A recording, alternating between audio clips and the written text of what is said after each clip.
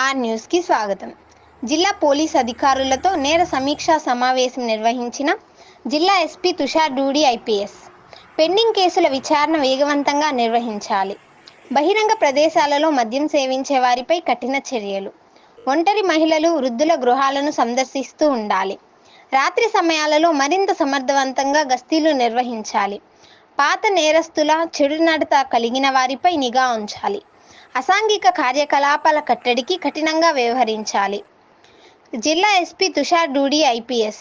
అసాంఘిక కార్యకలాపాల కట్టడికి కఠినంగా వ్యవహరించాలని జిల్లా ఎస్పీ తుషార్ డూడి ఐపీఎస్ పోలీసు అధికారులను ఆదేశించారు.